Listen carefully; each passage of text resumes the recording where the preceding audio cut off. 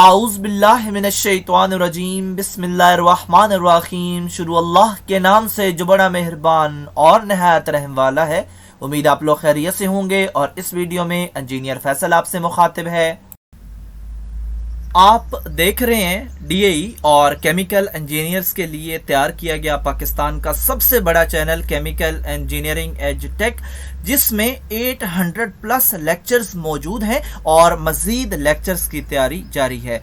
इस चैनल में DAE first year second year की तमाम टेक्नोलॉजीज़ की मैथमेटिक्स के हर सवाल की वीडियो मौजूद है और इसके अलावा DAE chemical first year second year third year के इम्पोर्टेंट सब्जेक्ट्स के तमाम लेक्चर्स टेवटा के कोर्स के मुताबिक तैयार किए गए हैं। और इसके अलावा इस चैनल में इंडस्ट्रियल इंटरव्यूज़ के लिए शॉर्ट क्वेश्चन आंसर्स और पास्ट पेपर्स की वीडियोस भी मौजूद हैं। यकीनन ये चैनल आपकी इंडस्ट्रियल स्किल्स में इजाफा करेगा और आप मेरे चैनल को सब्सक्राइब करेंगे, बेल का आइकन प्रेस करेंगे तो मेरी हर लेटेस्ट वीडियो आपको मिलती रहेगी। हमारी आज की वीडियो का टॉपिक है डीएई फर्स्ट ईयर की मैथमेटिक्स, एक्सरसाइज 4.4 है और इस एक्सरसाइज में हम पार्शियल फ्रैक्शन की टाइप 4 के अकॉर्डिंग चलेंगे। और ये टाइप क्या कहती है, when denominator has repeated quadratic factors. तो इसके अंदर जो क्वाड्रेटिक फैक्टर होगा वो रिपीट हो सकता है। और अगर आपको याद हो तो एक्सरसाइज 4.3 में हमने पार्शियल फ्रैक्शन की टाइप 3 को डिस्कस किया था और उसमें था कि क्वाड्रेटिक फैक्टर रिपीट नहीं हो सकता और ना वो रिड्यूस हो सकता है, ना वो सिंपलीफाई हो सकता है। तो इन दोनों में यही फ़र्क है और कोई फ़र्क नहीं है।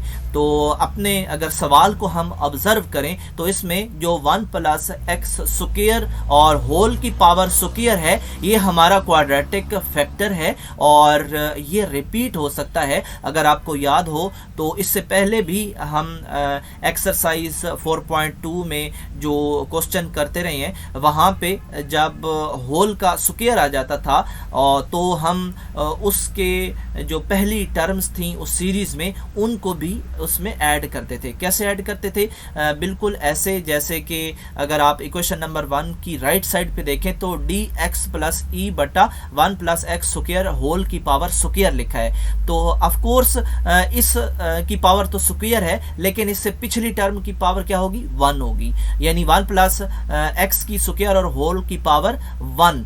तो ये उससे पिछली टर्म है और यही वो कह रहा है कि ये रिपीट होगी। तो रिपीट का मतलब उससे पिछली जितनी टर्म्स होती हैं वो इसमें ऐड होती जाएंगी।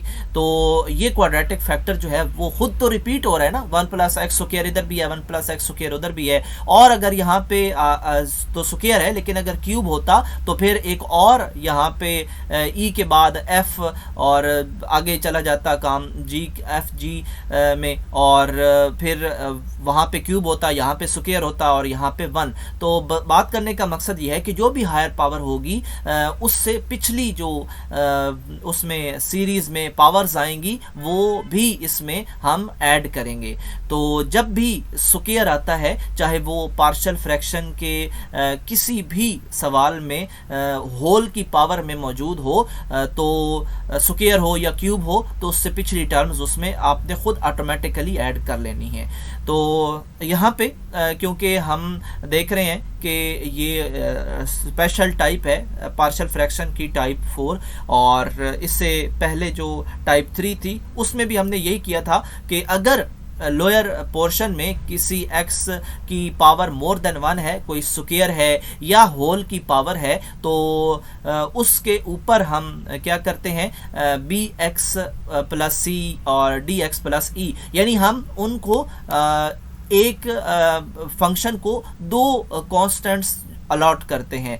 तो इससे पहले आप देख चुके हैं 1 प्लस एक्स है, इसके ऊपर ना स्क्वायर है ना इसके अंदर स्क्वायर है एक्स के ऊपर, तो इसको हमने एक जो है वो कांस्टेंट अलॉट किया है। और जो नेक्स्ट है इसके अंदर क्योंकि x के ऊपर स्क्वायर मौजूद है तो हम इसको मज़ीद सिंपलीफाई तो नहीं कर सकते, जस्ट यही है कि इसकी पावर की रेपिटेशन हो सकती है, तो सिंपलीफाई तो नहीं कर सकते, लेकिन बी एक्स प्लस सी यानी हम लिख के इसका यानी कि तोड़ निकालेंगे कि इस तरह हम इसको लेके चलेंगे। तो इस वजह से यहाँ पे जो ये क्योंकि इररिड्यूसेबल है 1 प्लस एक्स स्क्वायर है, तो अगर हायर पावर्स और आती जाएंगी 4 तक चली जाती हैं तो रहेगा वो 1 प्लस एक्स स्क्वायर ही, वो ना रिड्यूस होगा। तो इस वजह से क्योंकि वो सिंप्लीफाई नहीं हो सकता, इसलिए उसका दूसरा हल ये है कि उसको दो कांस्टेंट इकट्ठे अलॉट कर दिए जाएं और पहले के साथ एक्स लगा दिया जाए। तो इस तरह हम इक्वेशन नंबर 1 हासिल करेंगे।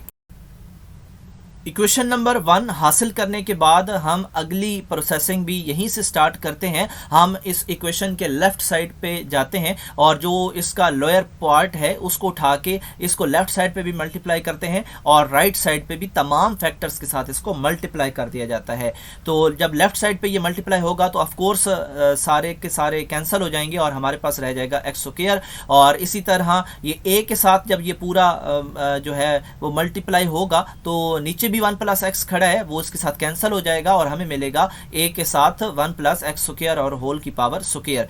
इसी तरह बी एक्स प्लस सी के साथ जब ये होल मल्टीप्लाई होगा तो एक यहाँ पे 1 प्लस एक्स स्क्वायर की पावर आप 1 कह लें खड़ा है और ऊपर स्क्वायर पावर है, तो ऑफकोर्स कैंसिल होगा एक और हमें मिलेगा 1 प्लस एक्स और 1 प्लस एक्स का स्क्वायर बी एक्स प्लस सी के साथ। इसी तरह ये पोर्शन जब डी एक्स प्लस ई के साथ मल्टीप्लाई होगा तो नीचे भी 1 प्लस एक्स स्क्वायर होल की पावर स्क्वायर खड़ा है, तो आपस में कैंसिल हो जाएंगे और हमें मिलेगा 1 प्लस एक्स। इस तरह हम इक्वेशन नंबर 2 हासिल कर लेंगे।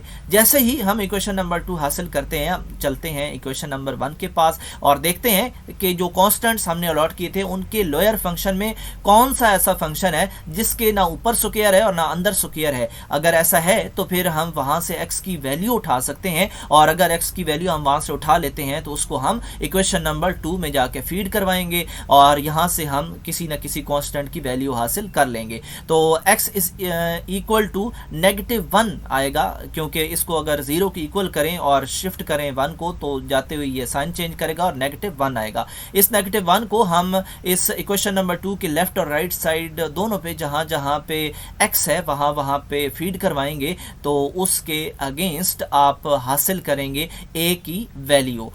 इससे आगे जो है वो आप देख सकते हैं बी एक्स प्लस सी और डी एक्स प्लस ई के नीचे जो पोर्शंस हैं इनके ऊपर स्क्वायर मौजूद है या अंदर है या होल का है। तो जब भी ऐसी कंडीशन हो तो हम कंपेयरिंग के मेथड से इनकी वैल्यूज निकालते हैं, और कंपेयरिंग की मेथड जो है उसके लिए हमें क्या करना पड़ेगा, इक्वेशन नंबर 2 के पास जाना पड़ेगा और यहाँ पे आके हमें एक लंबी सी मल्टीप्लिकेशन करनी पड़ेगी। यानी कि इसमें अगर किसी ब्रैकेट के ऊपर स्क्वायर हो तो उसको हम ओपन कर देते हैं और इसके अलावा जितनी भी ब्रैकेट्स आपस में मल्टीप्लाई हो रही होती हैं उनको हम मल्टीप्लाई करते हैं और इस तरह हम एक लंबी सी इक्वेशन हासिल करते हैं और इस इक्वेशन को हम इक्वेशन नंबर 3 का नाम देते हैं। तो इस इक्वेशन में आप देखें कि हाईएस्ट पावर क्या है, हाईएस्ट पावर 4 है और इससे के बाद इससे पहले वो x3 भी है, x2 भी है, x भी है। तो हमने ये भी देखना है कि हमने कितनी वैल्यूज हासिल करनी है, उतने ही पावर्स हमने सेलेक्ट करके उनके कोएफिशिएंट्स वहां से उठाने हैं।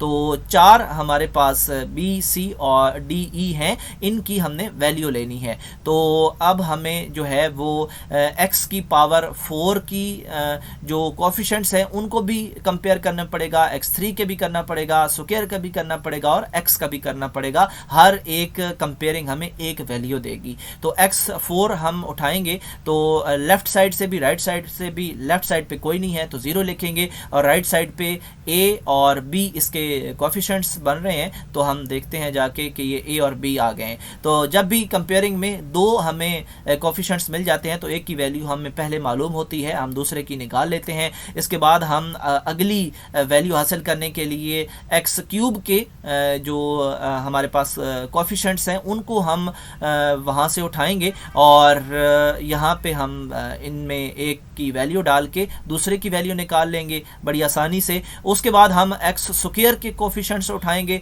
कोफिशिएंट्स क्या होते हैं? कोफिशिएंट्स यही होते हैं कि जो उस वेरिएबल के साथ अल्फ़ाबेट हो या कोई जो डिजिट हो वो हो सकते हैं। तो इस तरह यहाँ पे 2 भी है, ए भी है, इस तरह डिजिट भी है और अल्फ़ाबेट भी है। तो ये आप जो भी हो आपने उठा लेना है वहाँ से। तो इनकी वैल्यूज़ पुट करने के बाद, थोड़ा एलसीएम लेने के बाद, थोड़ी कैलकुलेशन करने के बाद आप डी की वैल्यू निकालेंगे। बिल्कुल इसी तरह एक्स के भी हमने लेफ़्ट और राइट साइड पे जाके देखने हैं, जहाँ से भी हमें मिले हमने कोफिशिएंट्स उठाने हैं और इनमें वैल्यूज़ फीड करवा के ई की जो वैल्यू है वो भी निकाल लेनी है। तो इस तरह हमने यही 4 वैल्यूज़ निकालनी थी, यही हमारा टारगेट था। और इन वैल्यूज़ को पकड़ के हम इक्वेशन नंबर 1 के पास जाके ए बी सी और डी ई की जगह फीड करवा देंगे और यही हमारा आंसर है।